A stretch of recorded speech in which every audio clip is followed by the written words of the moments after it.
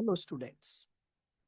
तो आज हम स्टार्ट करने जा रहे हैं अपना सीएमए इंटर एडवांस अकाउंट्स का एक प्यारा सा इंडेस, जिस इंडेस की हेडिंग क्या है? इंडेस 2, इन्वेंट्री वैल्यूशन। ठीक है। बहुत आसान सा एस है, बहुत इंपॉर्टेंट एस है for the exam view point. तो हम स्टार्ट करते हैं। सबसे पहले आप हेडिंग डालेंगे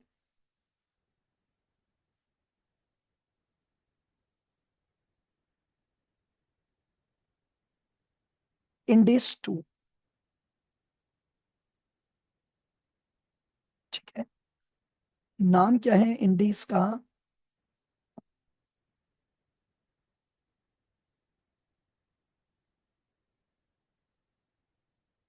वैल्यूशन ऑफ इन्वेंट्री।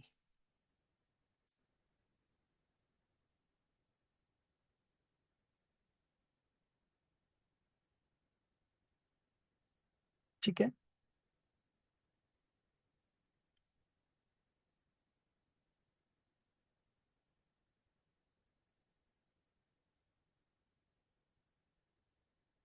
सभी बच्चों ने हेडिंग डाल ली index 2, which is valuation of inventory. तो देखिएगा, सबसे पहला पॉइंट आप लिखेंगे मीनिंग ऑफ इन्वेंट्री।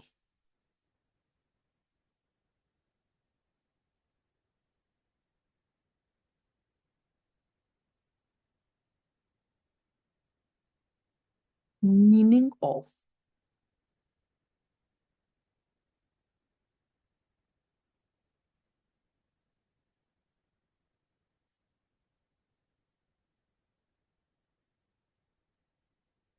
ठीक है।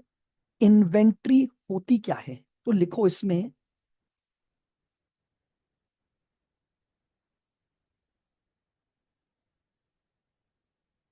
Inventory is an asset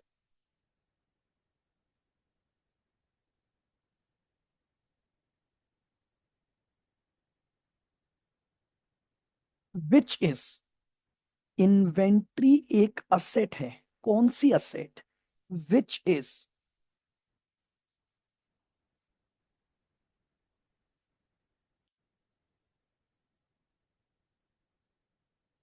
held for cell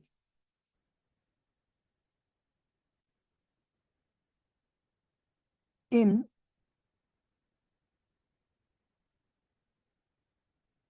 ordinary course of business. Ordinary course of business.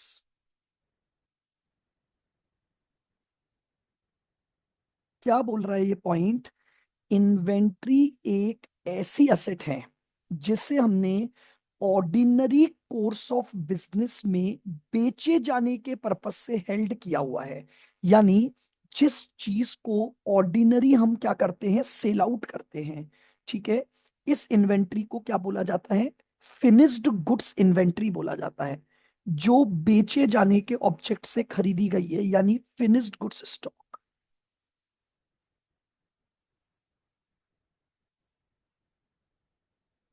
दूसरा part, held in production process. Held in production process, यानी एक ऐसी असेट जो अभी भी हमारे प्रोडक्शन प्रोसेस में रखी हुई है, यानी जिस पर काम चल रहा है। तो आप सभी जानते हैं इसे क्या बोला जाता है? WIP इन्वेंट्री बोला जाता है। इसे क्या बोला जाता है? WIP इन्वेंट्री बोला जाता है। और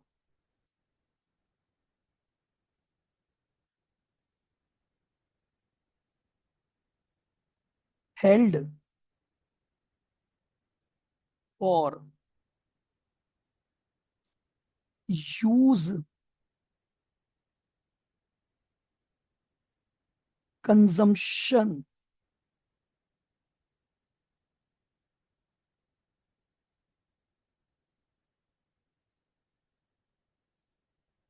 इन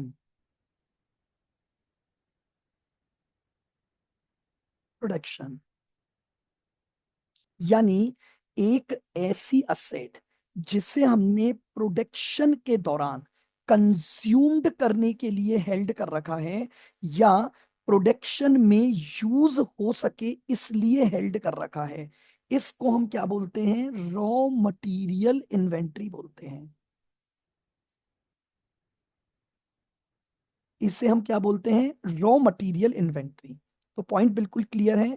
तो इन्वेंट्री का मतलब एक ऐसी असेट से है जिसे हमने ऑर्डिनरी कोर्स ऑफ बिजनेस में बेचे जाने के पर्पस से रखा हुआ है। तो जब हम ऑर्डिनरी कोर्स ऑफ बिजनेस की बात करते हैं तो इसका मतलब वो आइटम्स जो हमने इसलिए हेल्ड कर रखे हैं ताकि हम अपने रूटीन वे में उसको बेच सकें, इसको हम बोलते हैं फिनिश्ड गुड्स। दूसरी इन्वेंट्री होती है जो हमने किस पर्पस से रखी है? जो हमने अपने बिजनेस में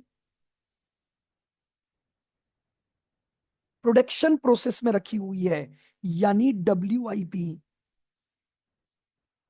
और तीसरी जो हमने इसलिए रखी हुई है कि हम प्रोडक्शन के समय उसका कंजम्पशन करेंगे या उसे यूज करेंगे, जिसको हम बोलते हैं रॉ मटेरियल इन्वेंट्री। तो इंडेस टू इन्वेंट्री में तीन चीजों को इंक्लूड करता है। Finish goods inventory held for ordinary course of business के सेल के लिए, WIP inventory held in production process के रेस्पेक्ट में, और raw material inventory for the consumption purpose हमने उसे अपने पास रखा हुआ है। This is the basic definition of inventory. आइए आगे बढ़ते हैं।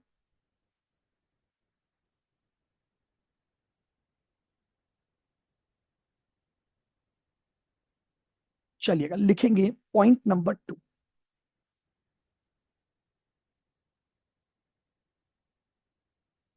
यानी अब हमें तीन तरह की इन्वेंट्री का प्रॉपर वैल्यूशन समझना है। पहले वैल्यूशन की बात करते हैं, फिर इंडेस में जो और छोटे छोटे थ्योरी की बातें हैं हम लास्ट में उनको भी बात करेंगे। तो अब सबसे पहले हमारे पास आता है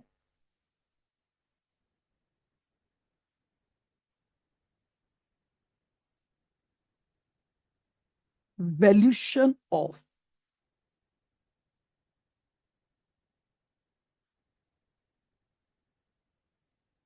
finished goods inventory.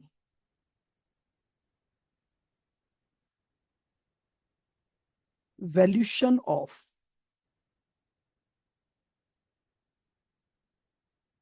Finished goods inventory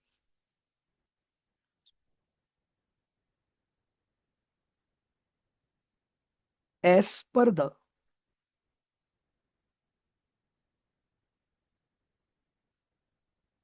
provisions of Ind AS 2, as per the provisions of Index 2,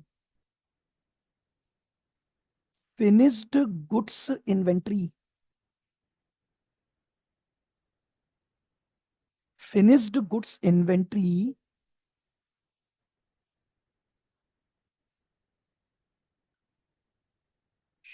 should be valued at, should be valued at, क्या बोल रहा है ये? As per the provisions of Index 2, finished goods inventory should be valued at lower of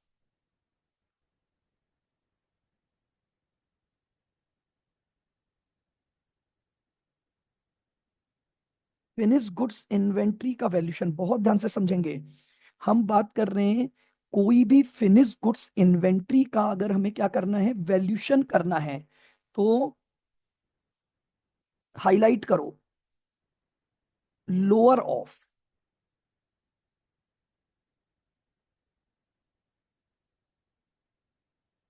A cost of inventory.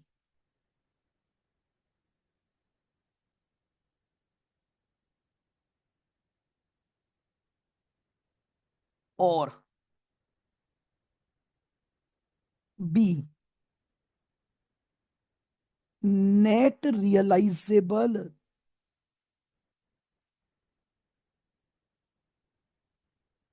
Net realisable value यानी NRV of inventory.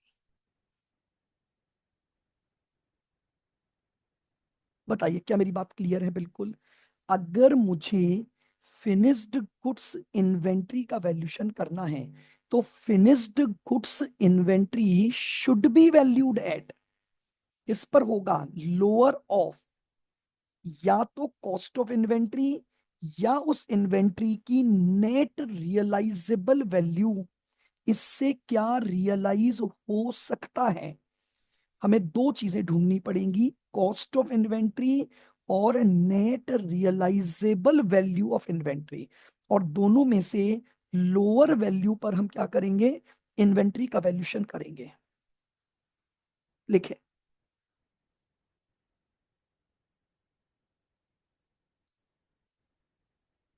How to calculate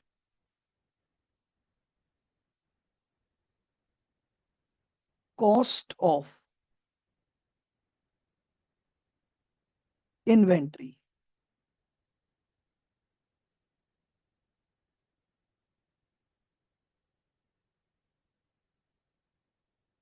अब आपको दो बातें सीखनी है। समझ रहे हैं? हमारा वैल्यूशन किस पर हो रहा है? लोअर ऑफ कॉस्ट और एनआरवी। लोअर ऑफ कॉस्ट और एनआरवी। तो मुझे दो बातें आपको सिखानी है, कॉस्ट कैसे कैलकुलेट होगी और एनआरवी कैसे कैलकुलेट होगी। आ जाओ। सबसे पहले बात करते हैं कॉस्ट कैसे कैलकुलेट। देखिएगा, सबसे पहले आती है material cost.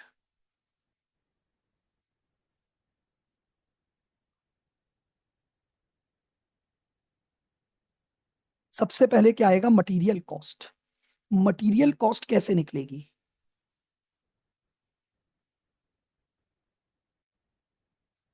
Purchase price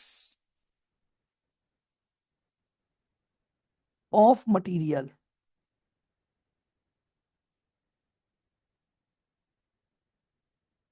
purchase price of material, इसमें प्लस करोगे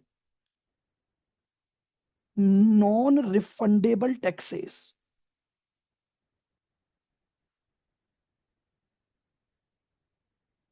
इसमें हम प्लस करेंगे नॉन रिफंडेबल टैक्सेस। ध्यान रखना, टैक्स का वो हिस्सा अगर उसका आपको बाद में रिफंड मिल रहा है तो वो आपकी कॉस्ट का हिस्सा नहीं होगा। Plus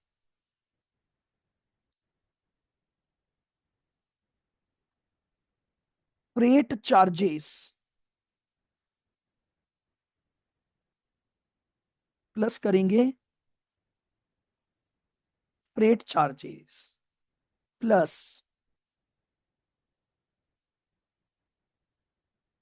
loading and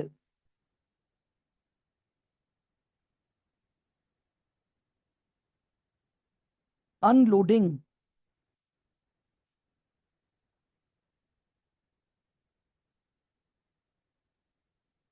charges. अगर मटेरियल के कोई भी लोडिंग या अनलोडिंग चार्जेस हैं वो भी मटेरियल में प्लस हो जाएंगे। माइनस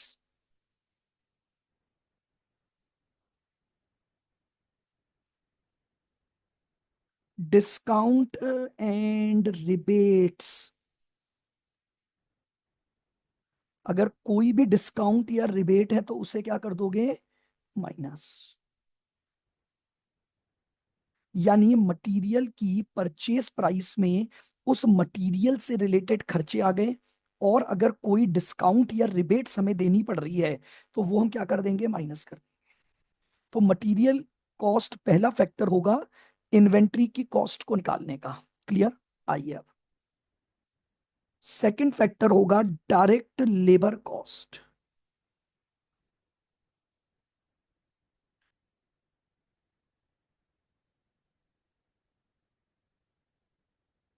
सेकंड होगा direct labour cost. Third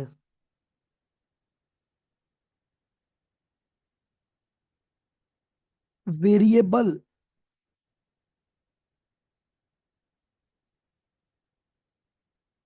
production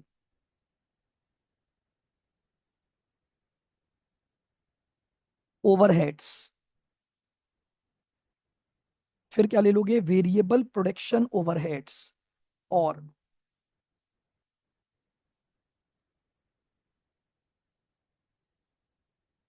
fixed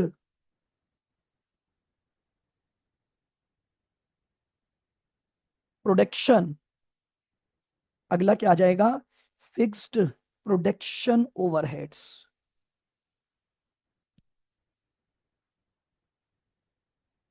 fixed production overheads.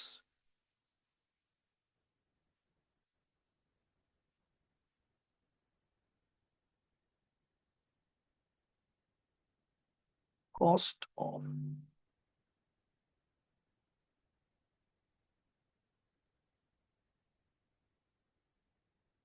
ये लीजिए, ये हमारे पास क्या आ गई? Cost of inventory. बताइए, बहुत सिंपल सी हम बात कर रहे हैं। हम फिनिश्ड गुड्स इन्वेंट्री की कॉस्ट को कैलकुलेट करने की बात कर रहे हैं। उसमें हमारे पास मटेरियल कॉस्ट आ जाएगी, डायरेक्ट लेबर कॉस्ट आ गई, वेरिएबल प्रोडक्शन ओवरहेड आ जाएंगे, और फिक्स्ड प्रोडक्शन ओवरहेड आ गए। इन सबका टोटल हमारे पास क्या बनेगी? कॉस्ट ऑफ इन्वेंट्री बन जाएगी। क्लियर? बिल्कुल। तो इन्वेंट्री की कॉस्ट तो ऐसे निकालोगे। Next, how to calculate NRV of inventory.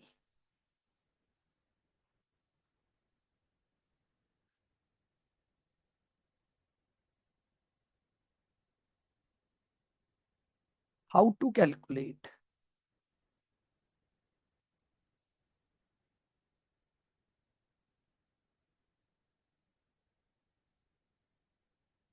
How to calculate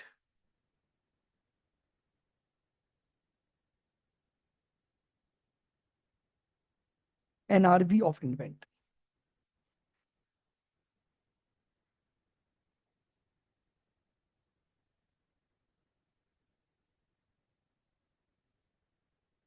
estimated fair value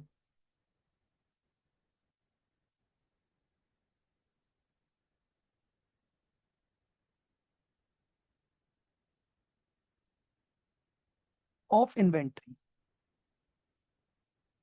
सबसे पहले हम क्या ले लेंगे? उस इन्वेंट्री की फेयर वैल्यू को ले लोगे।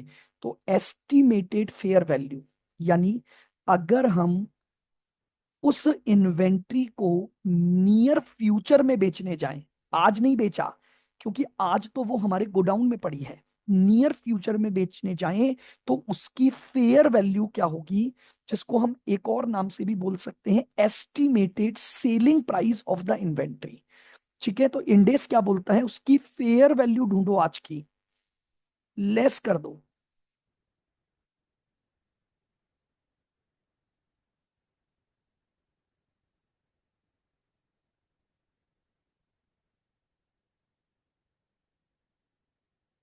Estimated cost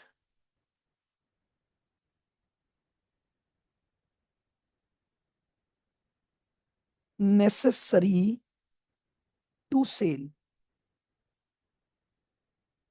estimated cost necessary to cell.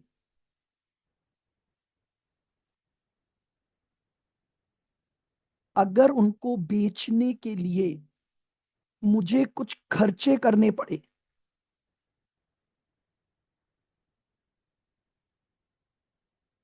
तो वो खर्चे हटाऊंगा।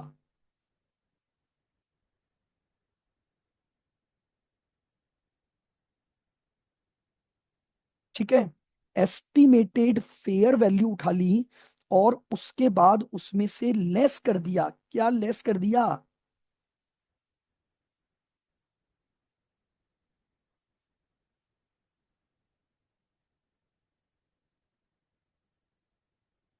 Estimated cost necessary to sell,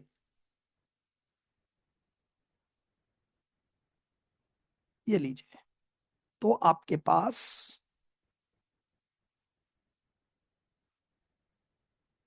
ये आ गई NRV of inventory.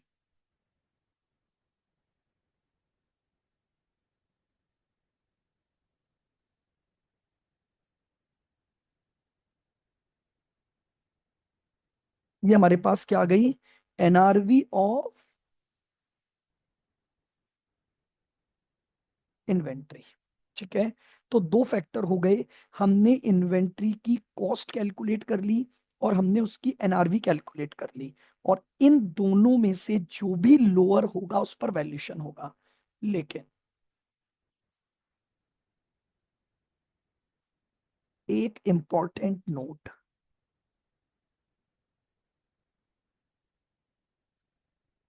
Note,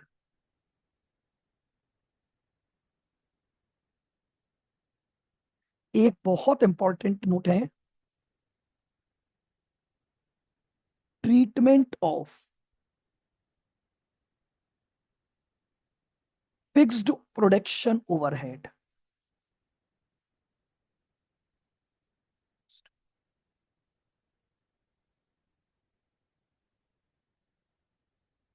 treatment of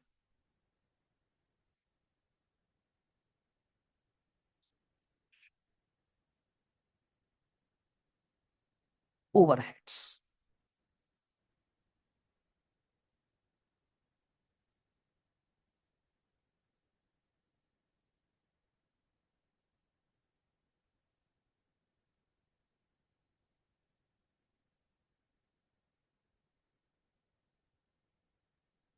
ठीक है, यानी इन्वेंट्री की कॉस्ट को निकालते समय, ध्यान से सुनना, इन्वेंट्री की कॉस्ट को निकालते समय एक फैक्टर आपने लिया, फिक्स्ड प्रोडक्शन ओवरहेड। यहां पर एक स्टार बना लो, इस पर हम नीचे चर्चा कर रहे हैं।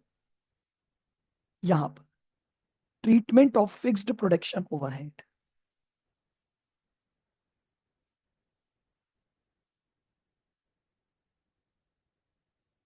एस पर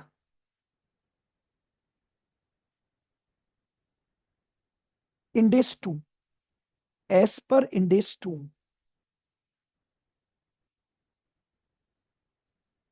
fixed overheads,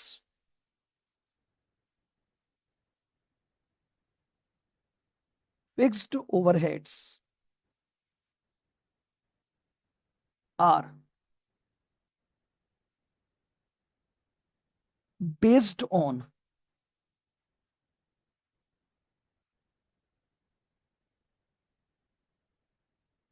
recovery rate oblique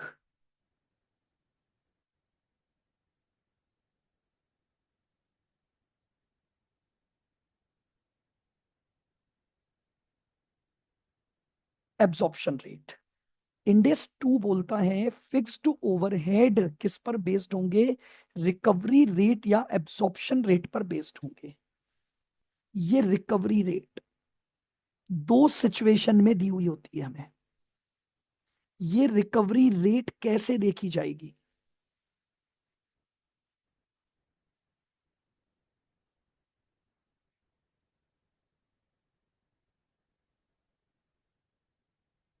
case ए,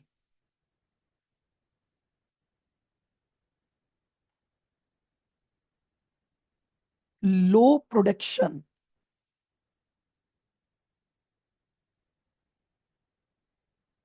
लो production situation.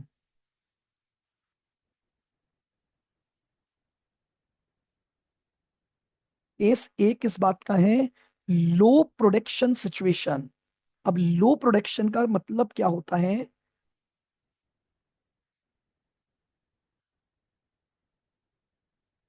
Actual production less than normal production या normal capacity.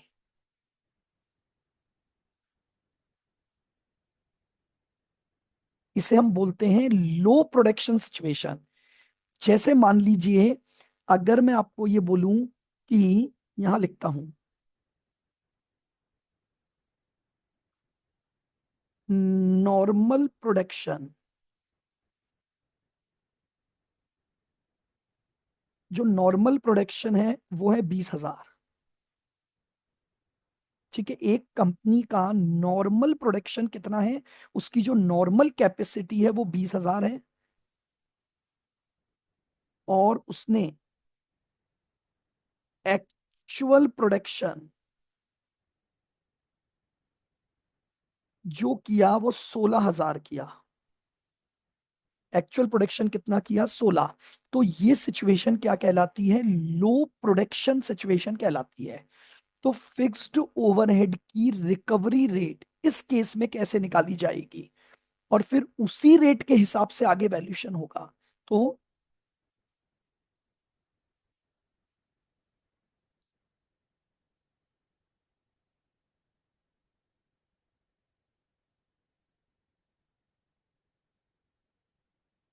Recovery rate,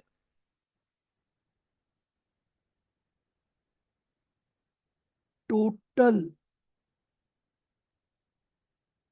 fixed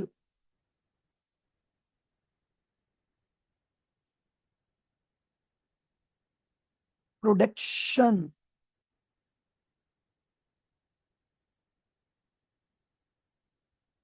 overheads, total fixed production overhead divided by normal capacity divided by, ठीक है। तो इससे recovery rate निकाली जाएगी, और वो recovery rate closing stock के वैल्यूशन में काम आएगी। हेंस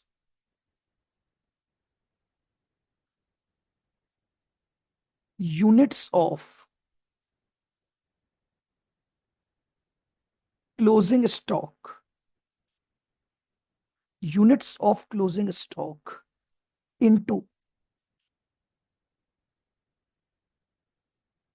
इनटू रिकवरी रेट, ये लीजिएगा। ये हमारे पास लो प्रोडक्शन सिचुएशन की बात आ गई, कि जब लो प्रोडक्शन कैसे पता लगेगा, मेरा एक्चुअल प्रोडक्शन नॉर्मल कैपेसिटी से कम है, तो मैं क्या बोलूंगा, ये मेरा लो प्रोडक्शन सिचुएशन है।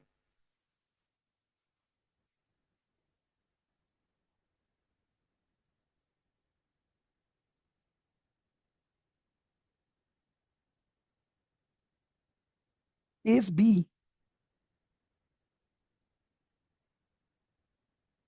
अगर हाई प्रोडक्शन सिचुएशन है, केस बी किस चीज का है, हाई प्रोडक्शन सिचुएशन,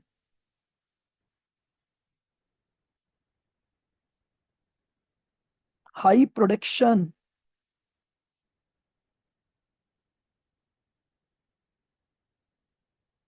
सिचुएशन, ठीक है।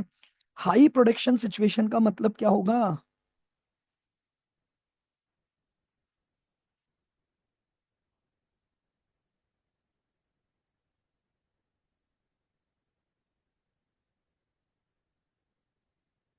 Actual production is greater than,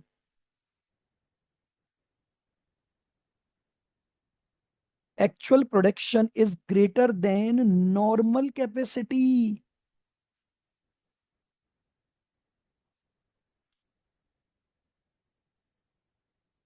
ये लीजिए, तो हाई प्रोडक्शन सिचुएशन कब है, जब एक्चुअल प्रोडक्शन नॉर्मल कैपेसिटी से ज्यादा होगा। जैसे मान लो,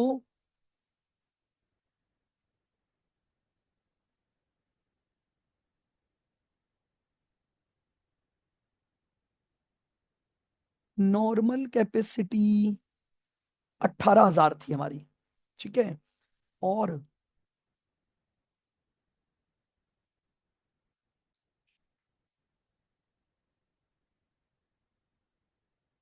हमारा जो एक्चुअल प्रोडक्शन हुआ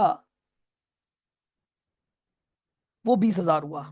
समझ रहे हो, नॉर्मल से ज्यादा, ध्यान रखना, मैं बजट से ज्यादा की बात नहीं कर रहा हूं, नॉर्मल से ज्यादा। आप समझ पा रहे हो, नॉर्मल से ज्यादा का मतलब क्या हो गया? ऑन एन एवरेज हर साल मेरा 18 का प्रोडक्शन होता है, वो मेरी नॉर्मल कैपेसिटी है, लेकिन इस साल मेरा प्रोडक्शन 20,000 हो गया, तो ये सिचुएशन कहलाई हाई प्रोडक्शन सिचुएशन, यानी जब actual is greater than normal. तो यहां पर रिकवरी रेट निकालोगे।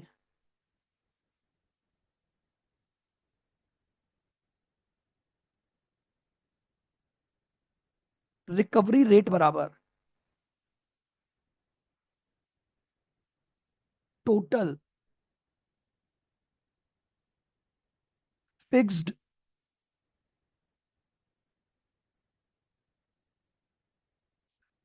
प्रोडक्शन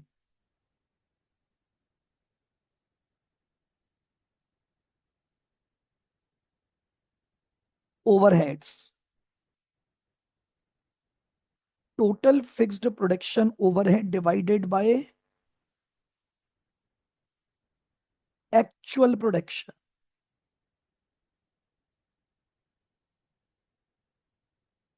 रिवाइज्ड रेट या रिकवरी रेट को रिवाइज्ड किया जाएगा अकॉर्डिंग टू द एक्चुअल, यानी बहुत ध्यान से समझना, क्वेश्चन में डेटा पढ़ना।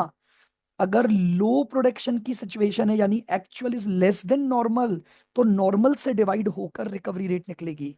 लेकिन अगर हाई प्रोडक्शन सिचुएशन है, यानी actual is greater than normal, तो रिकवरी रेट एक्चुअल से निकाली जाएगी। और देन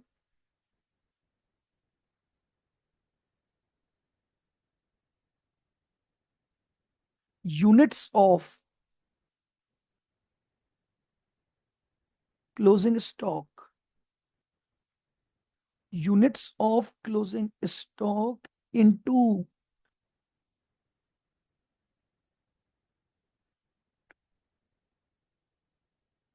रिकवरी रेट। बहुत इंपॉर्टेंट गाइडलाइन है इंडेक्स 2 के ऊपर, जो किसके लिए दी गई है? फिक्स्ड प्रोडक्शन ओवरहेड के लिए दी गई है। बाकी आपके पास ये सारा चार्ट है, कॉस्ट कैसे निकालते हैं और एनआरवी कैसे निकालते हैं, बिल्कुल क्लियर प्रोविजन है। Material cost, labour cost, variable production और फिक्स्ड प्रोडक्शन, उससे कॉस्ट ऑफ इन्वेंट्री निकला, ये एनआरवी निकल गई। और कॉस्ट को निकालने में एक important note, treatment of fixed overhead. बताइए, क्लियर है बिल्कुल?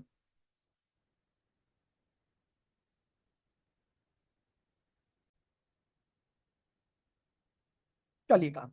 तो अब हमने ये जो कॉन्सेप्ट पढ़ा, हम इससे रिलेटेड कुछ एग्जाम्पल पर बात करते हैं। तो अब आप लिखेंगे एग्जाम्पल।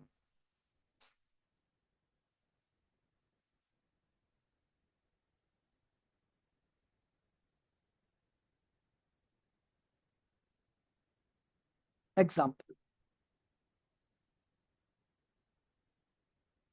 लिखो।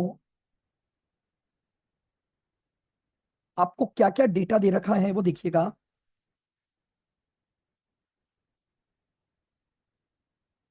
Raw material cost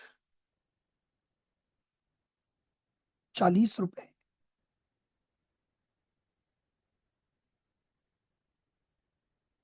per unit. Direct labour cost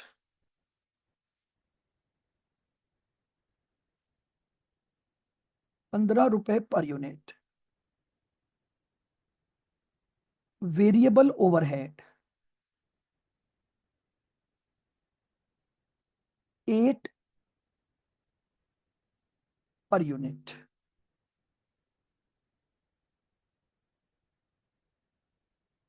fixed overhead ₹80,000।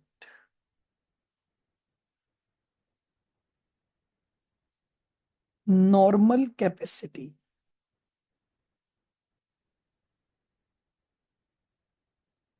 Normal capacity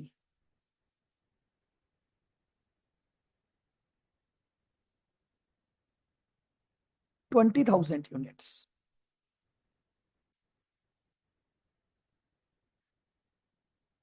actual production,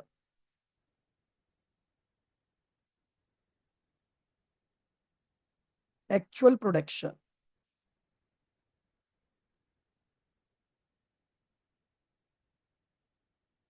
15,000 units.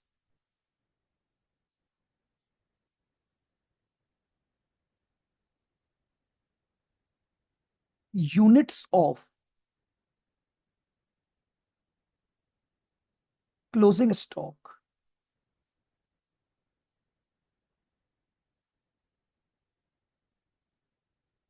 2,000 units. Units of closing stock 2,000 unit.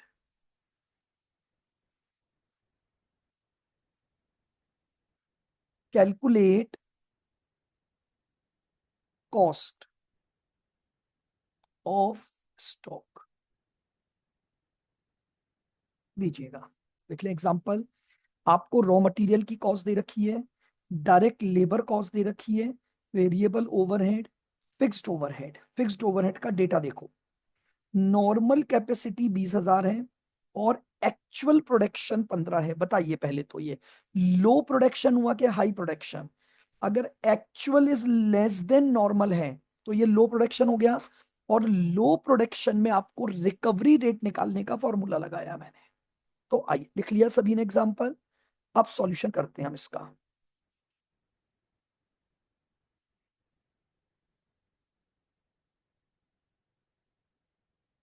Solution.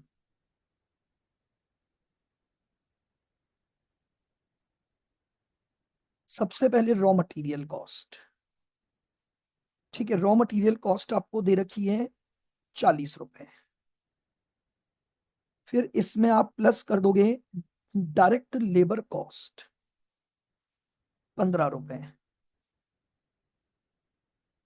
Variable overhead 8 रुपए।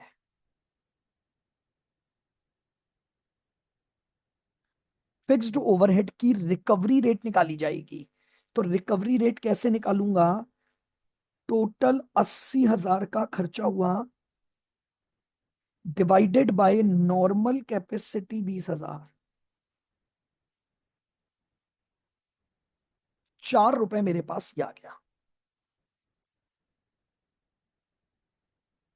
बताओ, क्लियर बिल्कुल?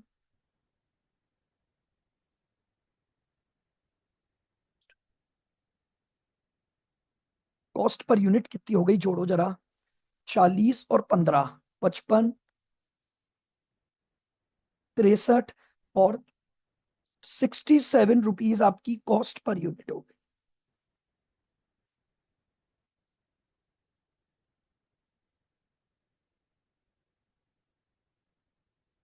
यूनिट्स ऑफ क्लोजिंग स्टॉक कितनी है? 2,000। ये लीजिए, ये हमारे पास आ गया कॉस्ट ऑफ इन्वेंट्री।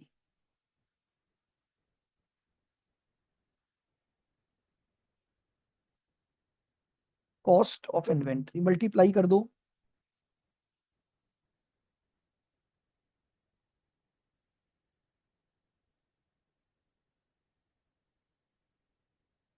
1,34,000 हमारी क्या आ गई? इन्वेंट्री, यानी जो सॉरी, जो फिनिश्ड गुड्स इन्वेंट्री है हमारे पास, उसकी वैल्यू आ गई। बताओ, क्लियर हुआ ये? मैंने यहां पर आपको एक एग्जांपल लिया जो नॉर्मल कैपेसिटी और एक्चुअल यानी लो प्रोडक्शन सिचुएशन पर हम बात कर रहे हैं। आई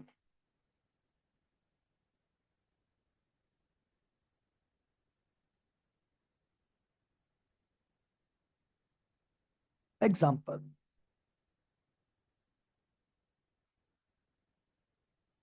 raw material cost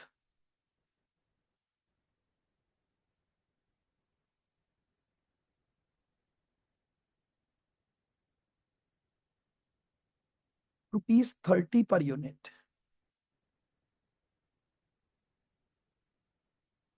direct labour cost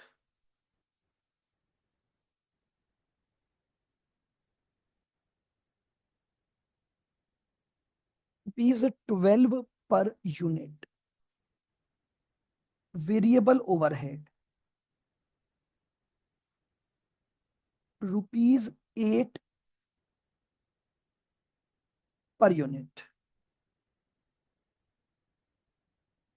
fixed overhead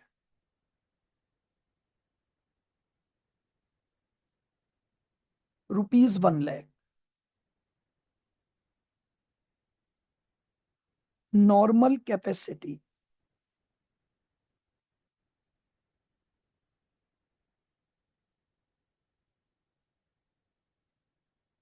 normal capacity है 18,000 units.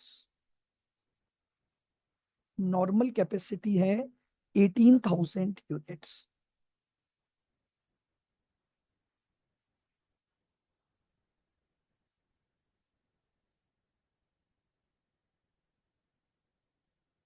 Actual production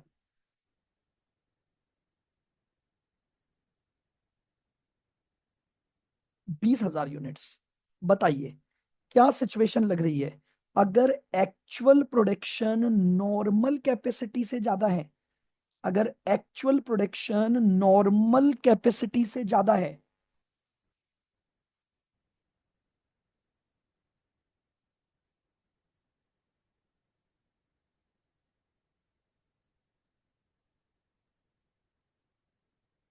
closing stock है 400 यूनिट्स। क्लोजिंग स्टॉक आपको दे रखा है कितना? 400 यूनिट। बताइए, क्लियर बिल्कुल? तो अब आपको अगेन क्लोजिंग स्टॉक की वैल्यू निकालनी है कि कॉस्ट ऑफ क्लोजिंग इन्वेंट्री क्या है। सिचुएशन क्या लग रही है? हाई प्रोडक्शन सिचुएशन, क्योंकि जो एक्चुअल प्रोडक्शन है वो नॉर्मल कैपेसिटी से ज्यादा है।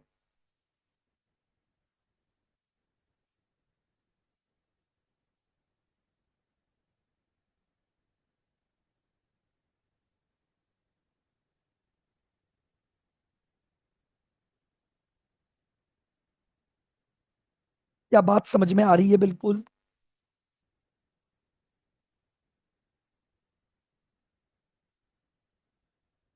चलिएगा, डायरेक्ट मटेरियल कॉस्ट। बताइए, डायरेक्ट मटेरियल कॉस्ट 30 रुपए। डायरेक्ट लेबर कॉस्ट 12 रुपए। वेरिएबल ओवरहेड 8 रुपए। फिक्स्ड की रेट निकालो। 1 लाख डिवाइडेड बाय 20,000 क्यों किया? बात समझ में आ रही है? हाई प्रोडक्शन सिचुएशन है, और हाई प्रोडक्शन सिचुएशन में रिकवरी रेट किससे निकाली जाती है? एक्चुअल प्रोडक्शन का यूज करके निकाली जाती है।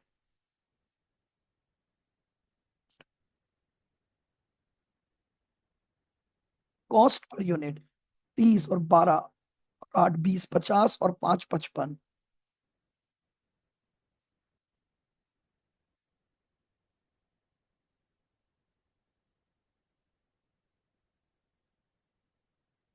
Number of units 200।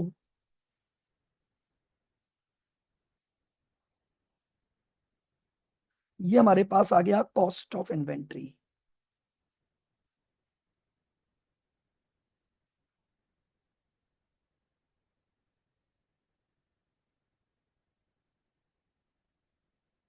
ये लीजिए।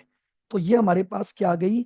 हमारे गोडाउन में जो फिनिश्ड गुड्स इन्वेंट्री रखी हुई है उसका वैल्यूशन हमने कर लिया। तो इन दो एग्जांपल से मैंने आपको लो प्रोडक्शन और हाई प्रोडक्शन सिचुएशन को एक्सप्लेन किया है। क्लियर है? बिल्कुल।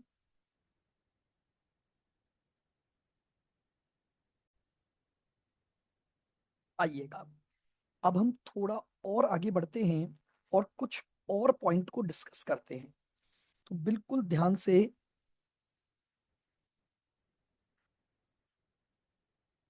अगेन हम पॉइंट को लेंगे। तो सबसे पहले लिखेंगे एग्जाम्पल।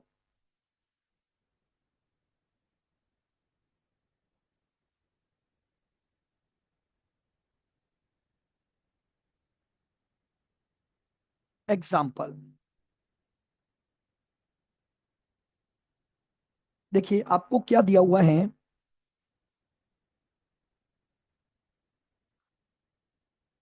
नॉर्मल कैपेसिटी दी हुई है।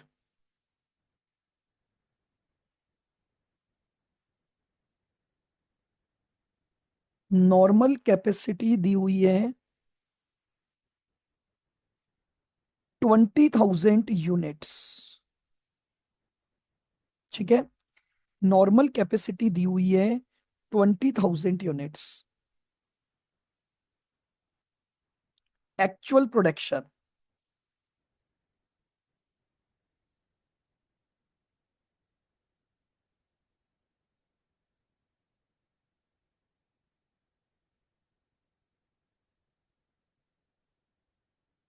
एक्चुअल प्रोडक्शन ये आपको दिया हुआ है 18,000 यूनिट्स।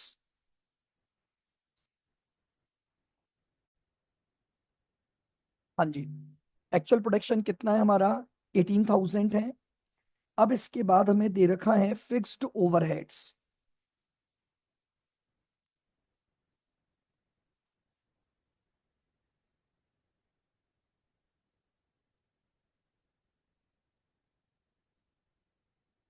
ठीक है।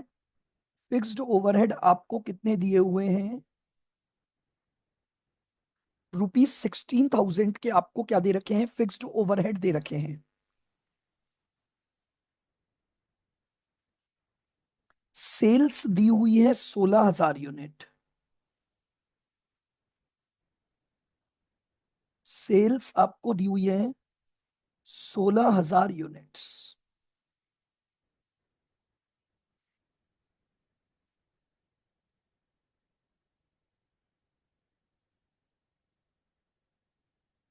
और क्लोजिंग स्टॉक है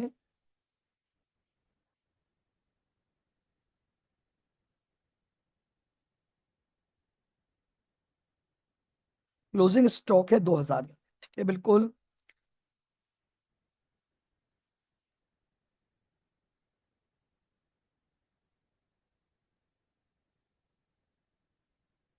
प्रोवाइड।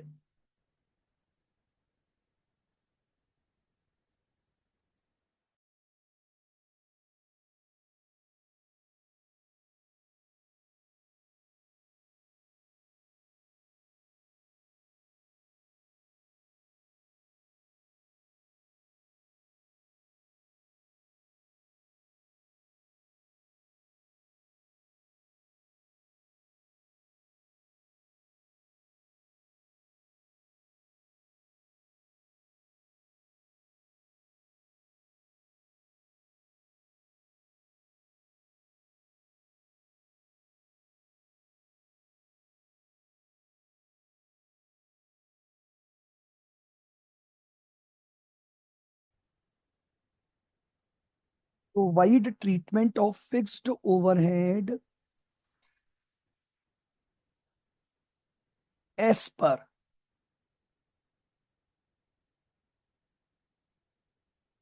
इंडेस टू। ठीक है, ये एग्जांपल लिख लें। हमें फिक्स्ड ओवरहेड का पूरा ट्रीटमेंट समझना है इस एग्जांपल से, एस पर इंडेस टू।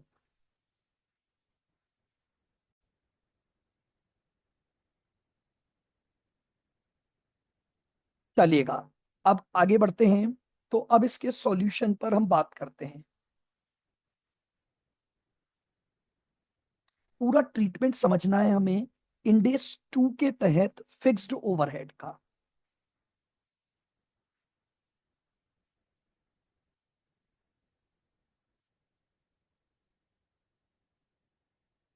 सॉल्यूशन देखिएगा। सबसे पहले मुझे बताइए, ये जो सिचुएशन है वो हाई प्रोडक्शन है कि लो प्रोडक्शन है? आपका एक्चुअल प्रोडक्शन नॉर्मल कैपेसिटी से कम है। एक्चुअल प्रोडक्शन नॉर्मल कैपेसिटी से कम है। तो इसका मतलब ये जो सिचुएशन है आपकी वो क्या है? लो प्रोडक्शन सिचुएशन है। ठीक है। लो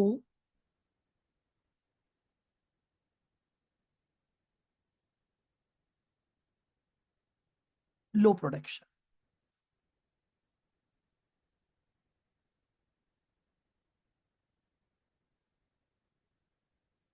ठीक है, हम बात कर रहे हैं लो प्रोडक्शन सिचुएशन पर। तो सबसे पहले रिकवरी रेट निकालो।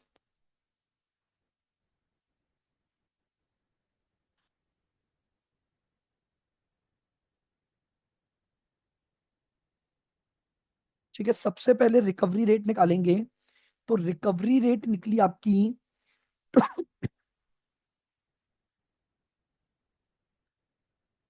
60,000 divided by normal production capacity. तो ये आ गया ₹3 पर यूनिट।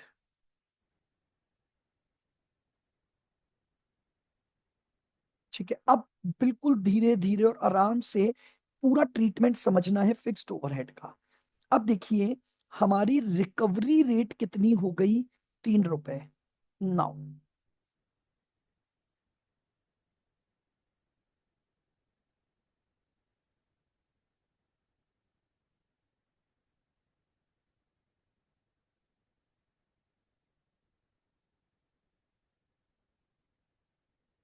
अब देखिएगा, देखो, ₹3 की रिकवरी रेट का मतलब है मैं खर्च तो 60,000 कर चुका हूं। मैंने फिक्स्ड प्रोडक्शन ओवरहेड इनकर्ड कितने किए? 60,000।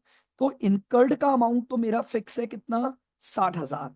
और उसकी जो रिकवरी रेट मैं कर रहा हूं, वो रिकवरी रेट कितनी हो रही है? तो देखो, मैंने जो यूनिट बेची उनकी कॉस्ट की रिकवरी आ गई सीओजीएस में। 16,000 इंटू 3। बिल्कुल धीरे धीरे समझो, पूरा कंप्लीट ट्रीटमेंट की मैं बात कर रहा हूं। इंडेस की स्पेसिफिक चीज पर हम बात कर रहे हैं।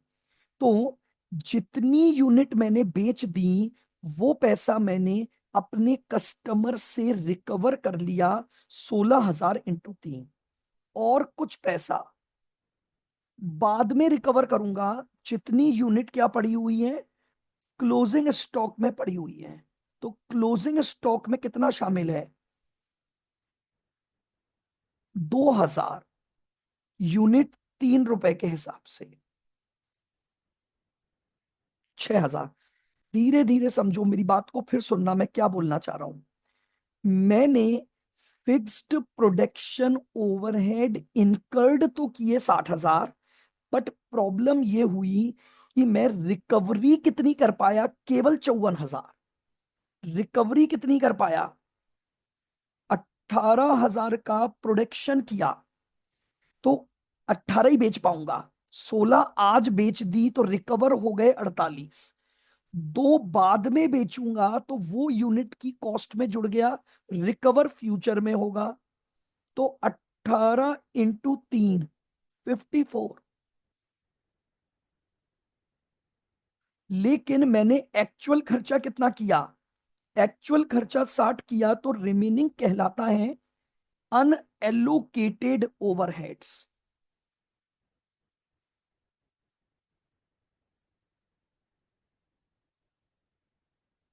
अनएलोकेटेड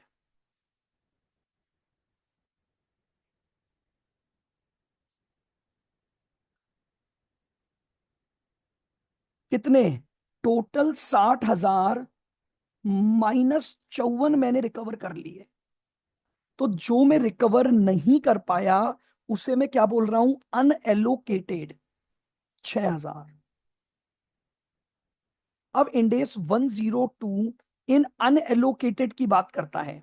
वो बोलता है जितना भी अनएलोकेटेड है, it will be treated as period cost.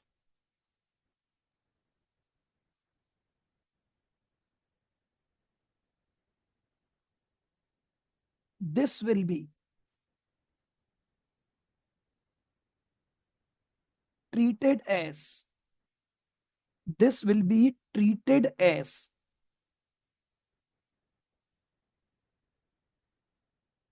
Period cost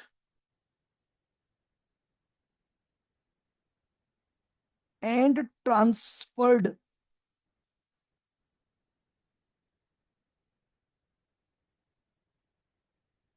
and transferred to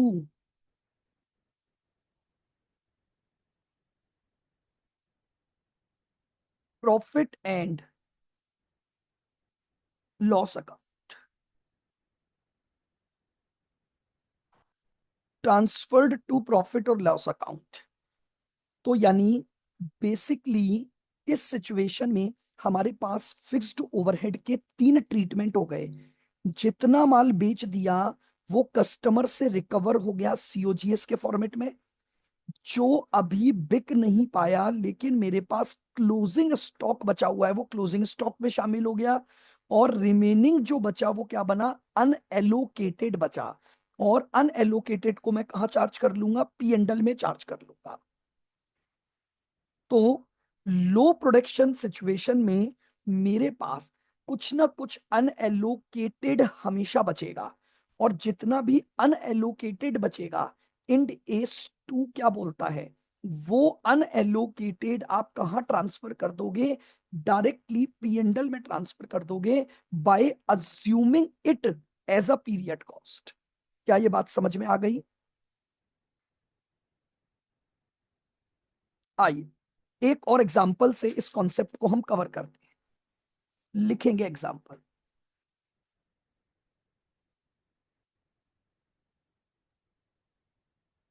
example,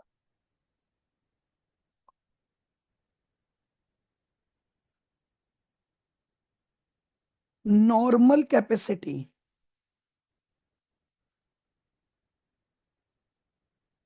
हमारी नॉर्मल कैपेसिटी है 18,000 यूनिट्स की। 18,000 यूनिट्स की, यानी हम ये मानते हैं कि ऑन एन एवरेज हर साल हम 18 का प्रोडक्शन करेंगे। बट इस साल एक्चुअल प्रोडक्शन, हमारा जो एक्चुअल प्रोडक्शन हुआ वो हुआ 15,000।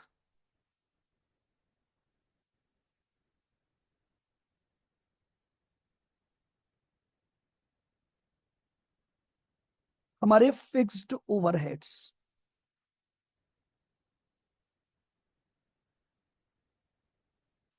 फिक्स्ड ओवरहेड्स 72,000 के लगे हैं।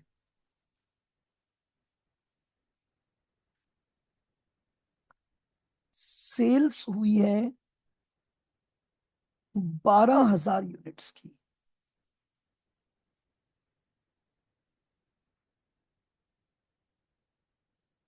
और क्लोजिंग स्टॉक हमारे पास बचा 3,000 का।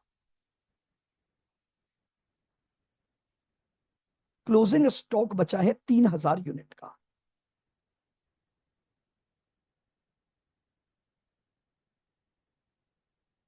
Provide,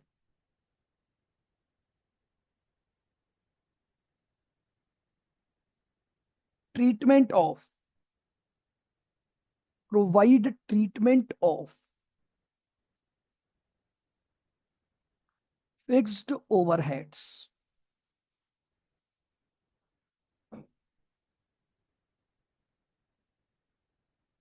provide treatment of fixed overheads as पर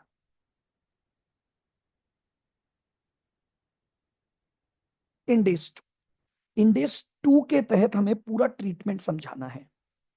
आइए,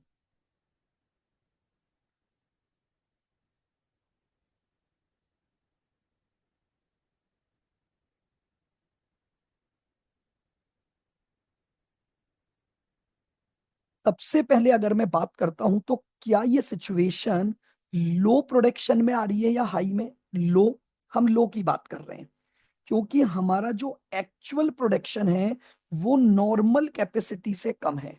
तो लो प्रोडक्शन सिचुएशन,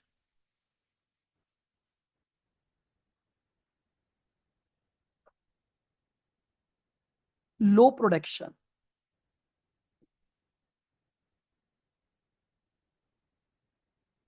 लो प्रोडक्शन सिचुएशन। अब अगर लो प्रोडक्शन सिचुएशन है तो पहले तो रिकवरी रेट निकालो।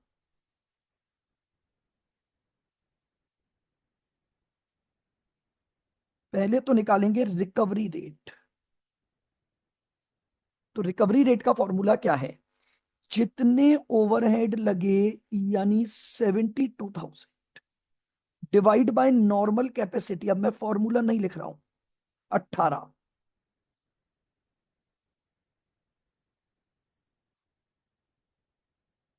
तो मेरे पास ₹4 पर यूनिट की रिकवरी रेट आ गई। यानी मैं हर यूनिट पर ₹4 रिकवर करूंगा। मैंने एक्चुअल खर्चा कर दिया 72, और सोचा था कि 18 बनाऊंगा।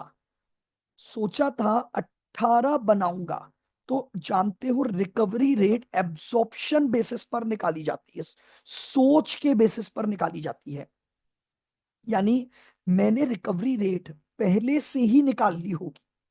मैंने रिकवरी रेट प्रोडक्शन से पहले निकाली है। क्यों? नॉर्मल कैपेसिटी का यूज कर लिया।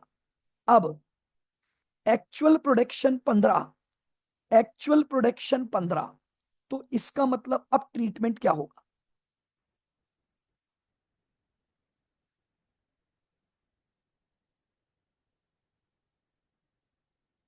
ट्रीटमेंट ऑफ,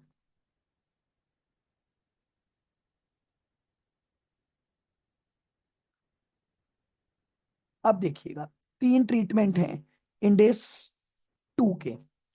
जितनी यूनिट बनाई और बेच दी, वो रिकवरी सीओजीएस में हो गई। यानी कॉस्ट ऑफ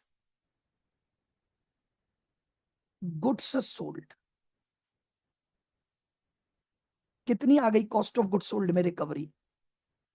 12,000 इंटू 4, 48,000 मैंने कॉस्ट ऑफ गुड्स सोल्ड में रिकवर कर लिए, due to the sale of product.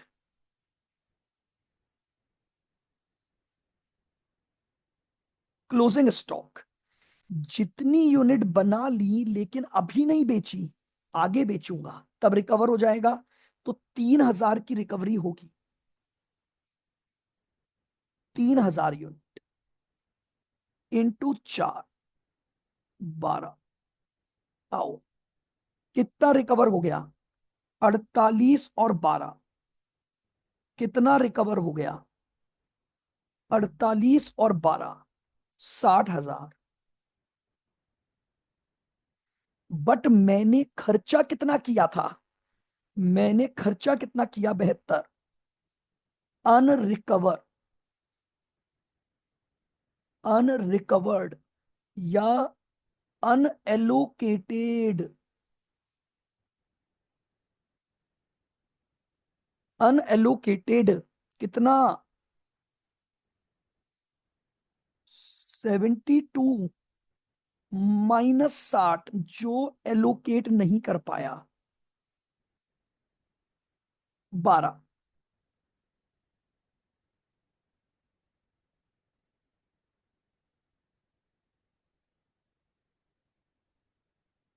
Transferred to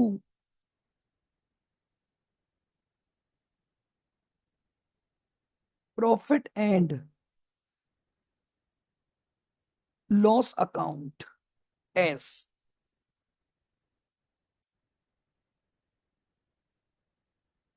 period cost. ये लीजिए, इंडेक्स 2 का फिक्स्ड ओवरहेड का ट्रीटमेंट मैंने आपके साथ प्रॉपरली डिस्कस कर लिया। जितनी बेच दी सीओजीएस की रिकवरी, जितनी भविष्य में बेचूंगा क्लोजिंग स्टॉक में इंक्लूड हो गया, तो वहां से रिकवर होगा। लेकिन कुछ हिस्सा अनएलोकेटेड रह गया, और वो जो हिस्सा अनएलोकेटेड रह गया, वो मेरा सीधे सीधे पीरियड कॉस्ट के रूप में कहां से आ जाएगा? पीएनडल से चार्ज हो जाएगा।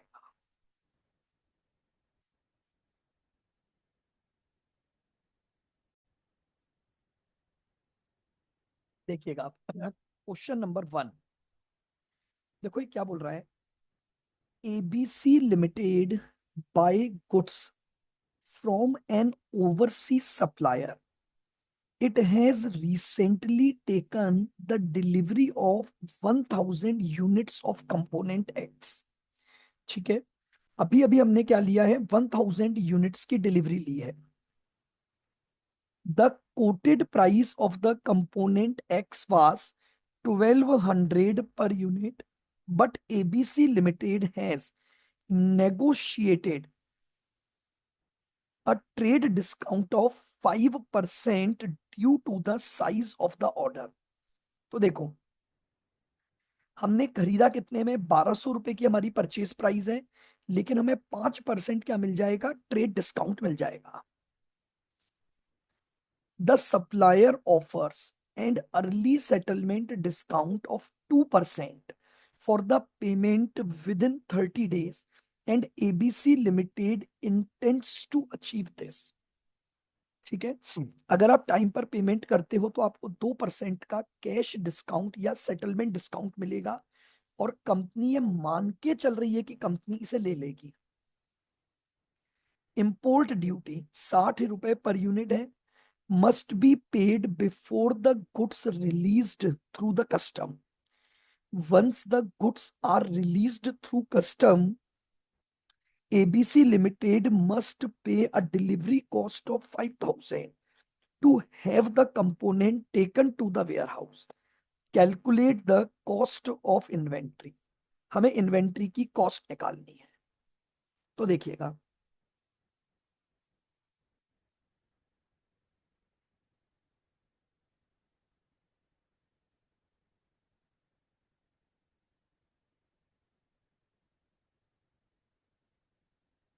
सॉल्यूशन।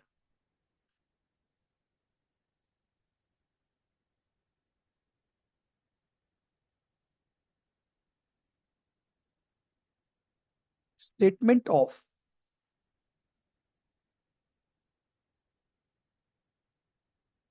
Cost of inventory.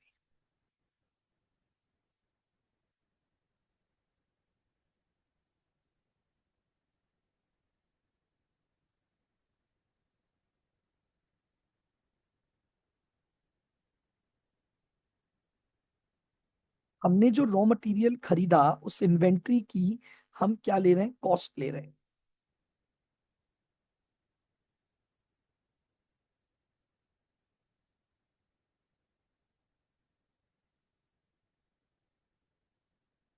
सबसे पहले परचेज कॉस्ट बताइए, हमने कितनी यूनिट खरीदी है।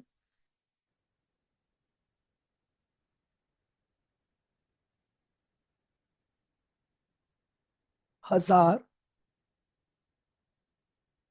इंटू 1200,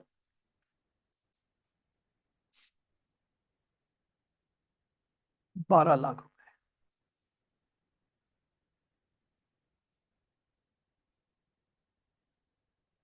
माइनस कर दोगे ट्रेड डिस्काउंट,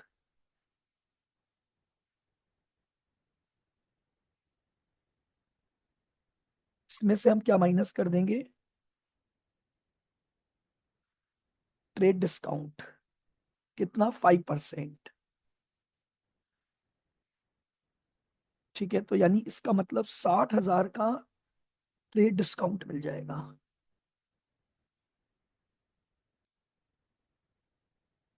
ये आ गया 11,40,000। ठीक है।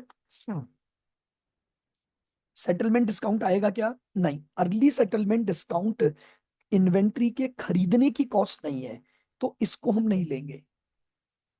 फिर हमने इंपोर्ट ड्यूटी पे की है। ठीक है, तो इसमें आ जाएगा प्लस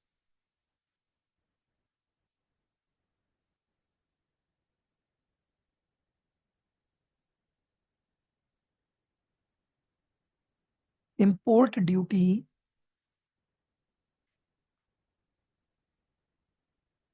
1000 इंटू 60, 60,000 हमारे पास इंपोर्ट ड्यूटी आ गई, प्लस हमें एक डिलीवरी कॉस्ट भी इनकर्ड करनी पड़ रही है।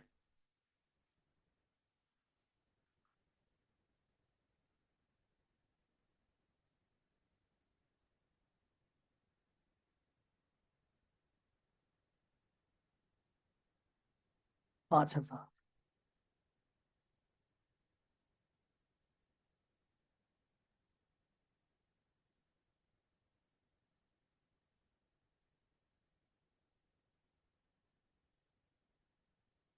ये लीजिए, ये हमारे पास आ गई कॉस्ट ऑफ इन्वेंट्री।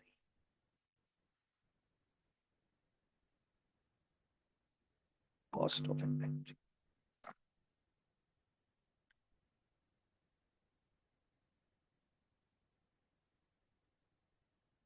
बताइए, क्लियर बिल्कुल। तो ये हमारे पास क्वेश्चन नंबर 1 है, जिससे हमने क्या निकाल लिया, कॉस्ट ऑफ इन्वेंट्री की कैलकुलेशन कर ली।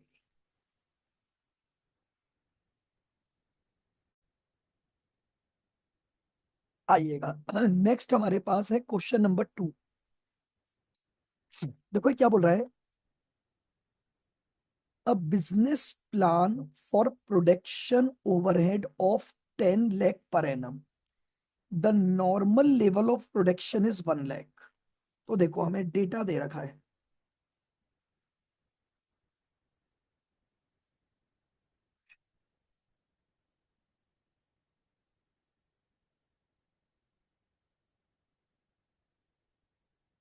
नॉर्मल कैपेसिटी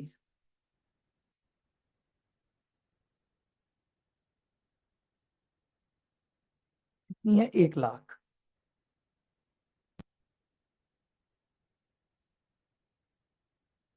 ठीक है, नॉर्मल कैपेसिटी है 1 लाख यूनिट्स की। Due to the supply difficulties the business was only able to make 75,000 units in the current year.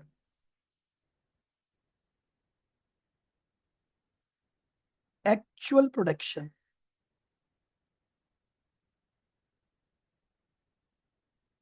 कितना हुआ है, 75,000 units.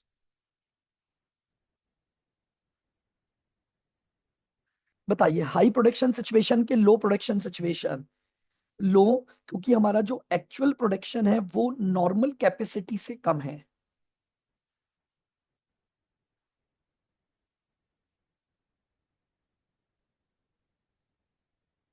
Production overheads,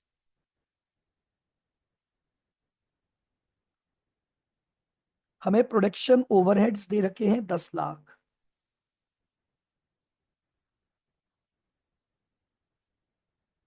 hence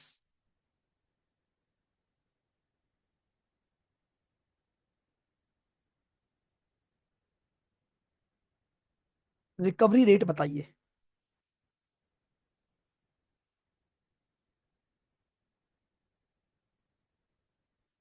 10 lakh का खर्चा 1 लाख यूनिट पर, ₹10 आ गई रिकवरी रेट। अब समझिएगा, इसने बोला है अदर कॉस्ट जो है वो पर यूनिट 126 है। तो एक तो कॉस्ट पर यूनिट निकालनी है हमें। ठीक है, तो इसने पहला क्वेश्चन मांगा है cost per unit.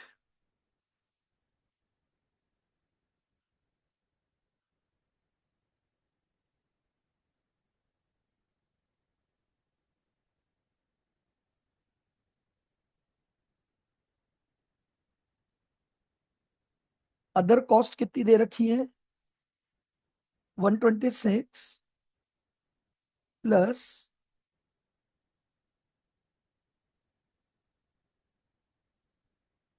Production overheads.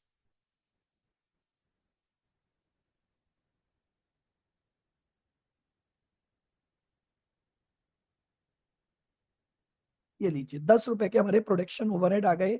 तो हमारी जो कॉस्ट पर यूनिट है वो तो कितनी आ गई, 136। अब इसने एक पॉइंट और पूछा है, बिल्कुल ध्यान से सुनना। ओवरहेड का वो अमाउंट निकालो जो एक्सपेंस्ड ड्यूरिंग द ईयर माना जाएगा। यानी बेसिकली ओवरहेड का अनएलोकेटेड अमाउंट निकालना है। ओवरहेड्स का अनएलोकेटेड अमाउंट। आपको याद होगा, हमने एक पॉइंट डिस्कस किया था कि जब भी लो प्रोडक्शन सिचुएशन होती है तो कुछ खर्चा अनएलोकेटेड रह जाता है, और जितना अनएलोकेटेड रह जाता है वो उसी साल के P&L में आता है। तो आइए जरा बात करते हैं इस पर। हमने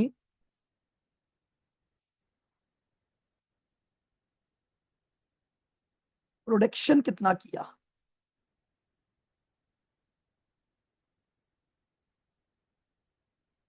हमारी नॉर्मल कैपेसिटी की रेट थी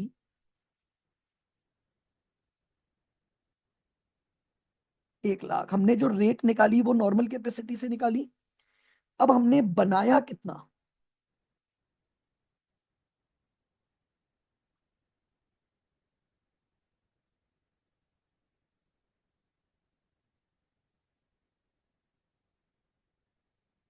तो 75,000 यूनिट इंटू 10, ये खर्चा तो हमारी बुक्स में चार्ज हो जाएगा 7.5 लाख कॉस्ट ऑफ प्रोडक्शन के रूप में। और जो रिमेनिंग बच गया नॉट यूटिलाइज्ड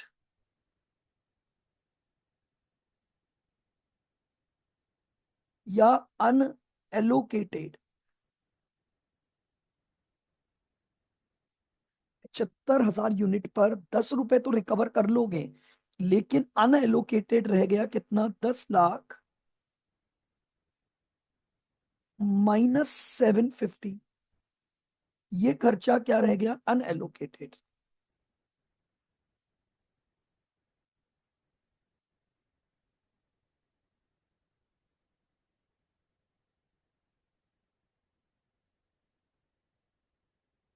ठीक है। अब ये जो अनएलोकेटेड रह गया, ये अनएलोकेटेड हम कहाँ ट्रांसफर कर देंगे?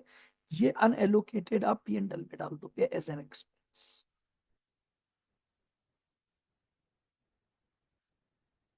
बताइए, समझ आ रहा है पॉइंट?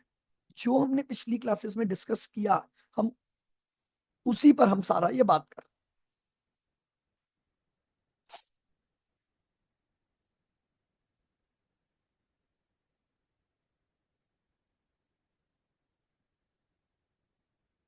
बताइए, क्लियर है?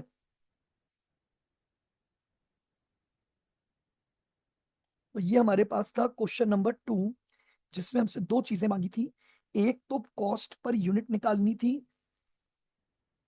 तो हमारी जो कॉस्ट पर यूनिट आई वो तो आ गई 136। और फिर ओवरहेड का वो अमाउंट जो हमें एक्सपेंस के रूप में चार्ज करना था, which is basically called unallocated amount, तो वो हमने क्या कर लिया, यहां पर अप्लाई कर दिया।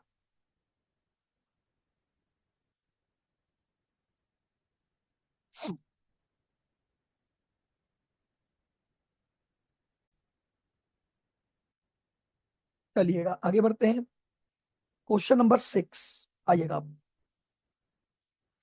देखो ये क्या बोल रहे हैं। A company has carried out its stock take at the end of its financial year, included in its inventory are the following items. अब कुछ आइटम्स के रेस्पेक्ट में आपको डेटा दिया हुआ है।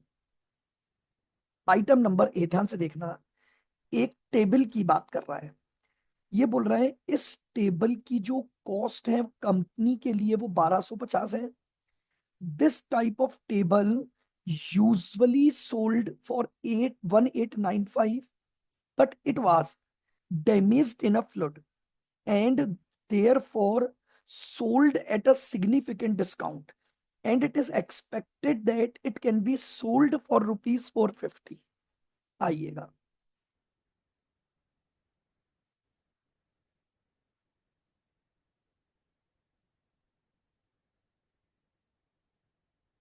सॉल्यूशन। ए पॉइंट पर बात करते हैं।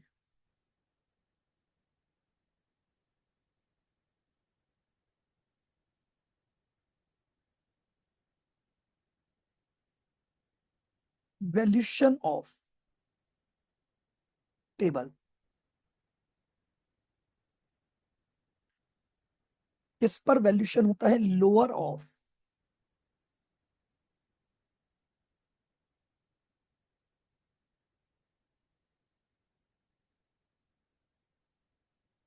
ए कॉस्ट प्राइस।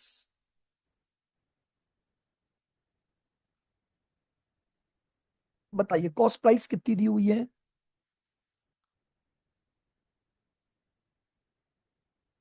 ₹1250 की कॉस्ट प्राइस दी हुई है।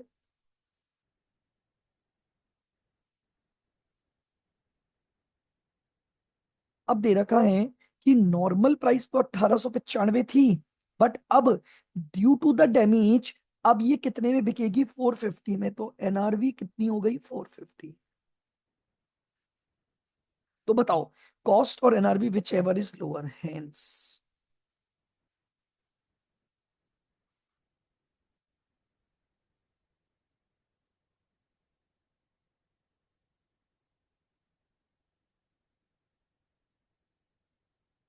Hence value of inventory is equal to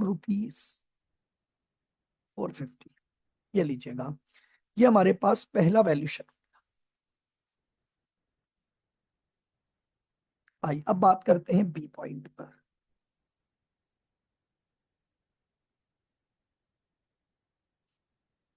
अब wardrobe, the cost of the company ₹720।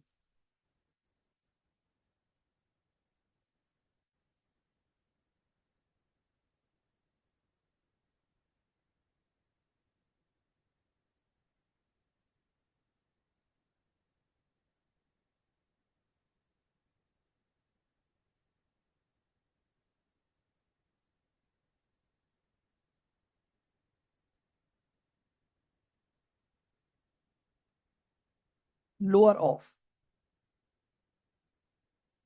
A cost price.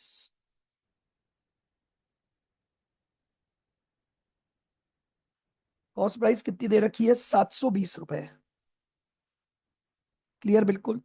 अब ये बोल रहे हैं कि जो इसकी नॉर्मल सेलिंग प्राइस है वो कितनी है? 995 है। The wardrobe has been damaged and the cost approximately 120 to repair, at which point it can be sold for 750। इसे 750 में बेचा जा सकता है, लेकिन बेचने के लिए खर्चा करना जरूरी है। याद करो एनआरवी कैसे निकालते थे?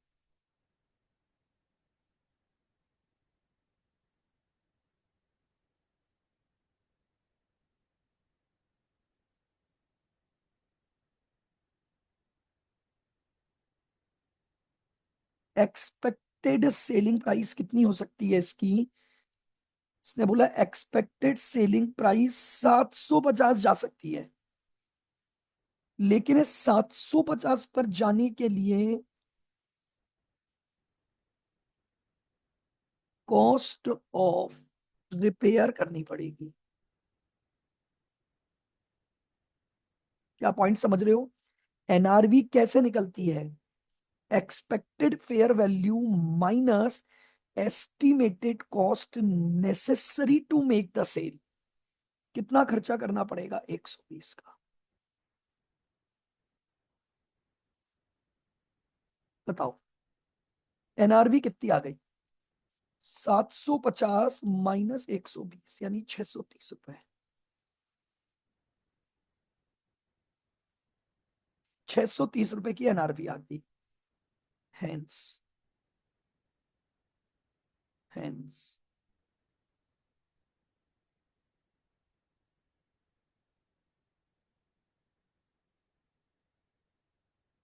Hence value of inventory 630। ये लो, ये हमारे पास वैल्यूशन ऑफ वार्डरोब आ गया। बताइए, क्लियर है? बिल्कुल।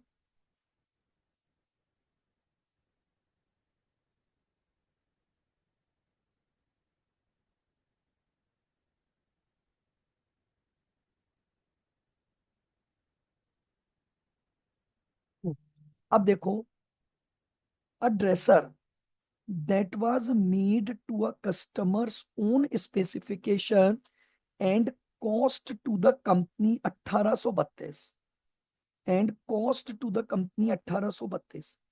Unfortunately, the customer went bankrupt and could not purchase the item. Due to the unusual design, the dresser was not easy to sell. After the year end, however, The company sold the dress 2250 but incurred a commission cost of 105 and delivery cost of rupees 158। समझो, cost 1832। आओ, क्या मैं यहां कर दूं? C point, valuation of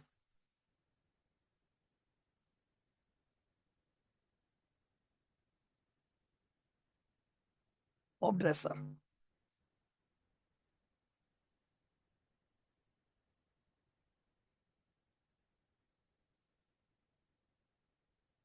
valuation of dresser,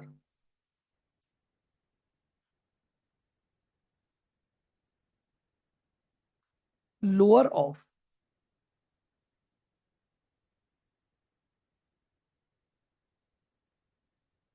lower of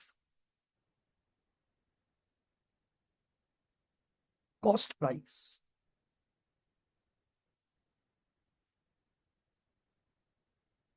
ये लीजिए, हमारी जो कॉस्ट प्राइस है वो तो कितनी हो गई? 1832। अब मुझे क्या ढूंढनी है? एनआरवी।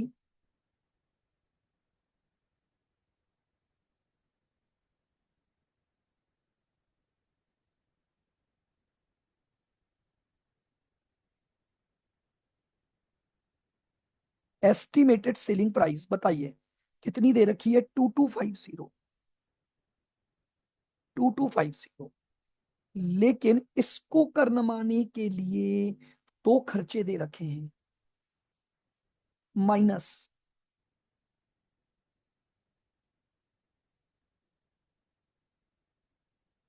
कमीशन का खर्चा 105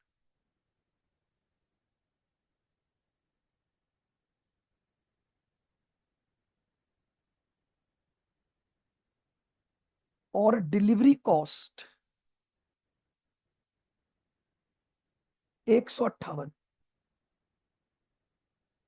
delivery cost 158।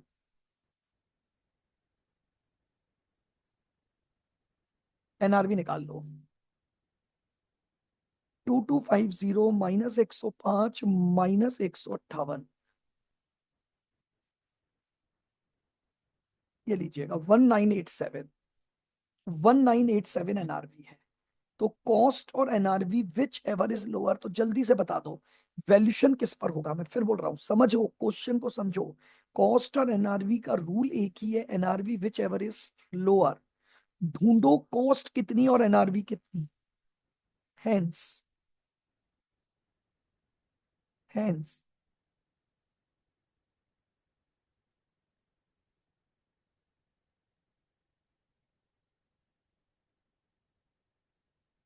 Value of inventory. Cost कम है, कॉस्ट कितनी थी? 1832।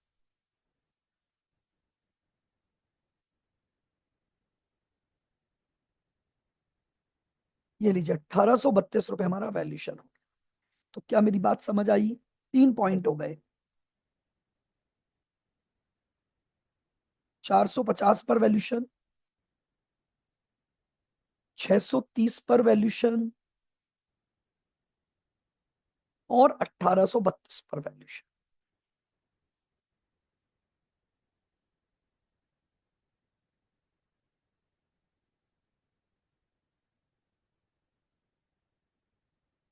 ठीक है, तो ये था हमारे पास क्वेश्चन नंबर 6, जिसमें तीन अलग अलग आइटम्स हमें इन्वेंट्री के दिए हुए थे और हमने उन तीनों आइटम्स का क्या कर लिया? सेपरेट सेपरेट रूल लगाकर वैल्यूशन कर लिया, कॉस्ट और NRV whichever is lower पे।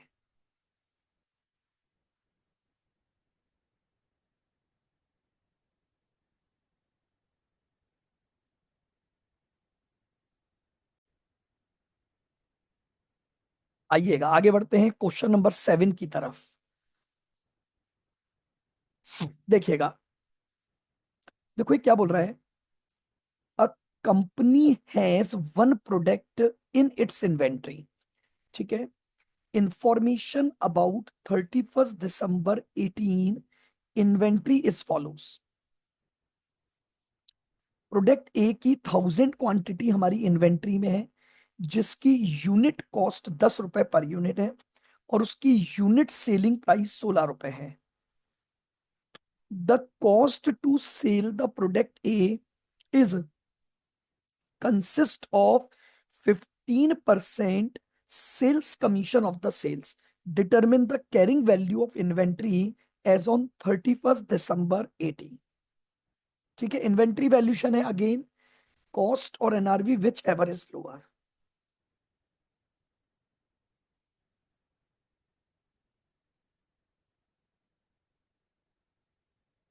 Solution,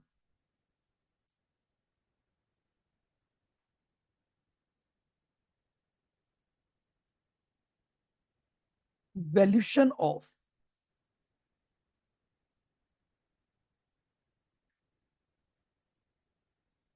closing stock. ठीक है, valuation of closing stock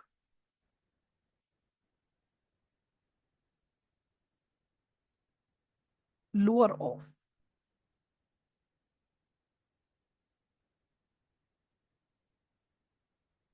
A cost price. A cost price, बताइए कॉस्ट प्राइस कितनी दे रखी है, 10 रुपए पर यूनिट, तो मैंने 10 रुपए पर यूनिट ले ली। अब दूसरा मुझे क्या चाहिए, एनआरवी। चलिएगा एनआरवी पर बात करते हैं। तो एक्सपेक्टेड फेयर वैल्यू 16 दे रखी है, 15% कॉस्ट टू सेल आएगी। तो क्या मैं डायरेक्ट लिख दूं, अगर आपको समझ आ गया तो 16 माइनस 15% निकाल दो जरा। 16 - 15% यानी 13.6।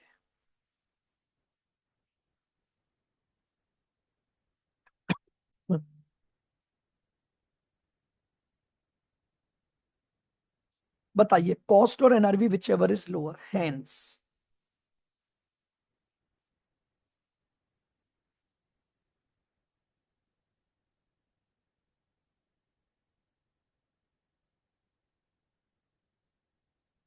Hence value of inventory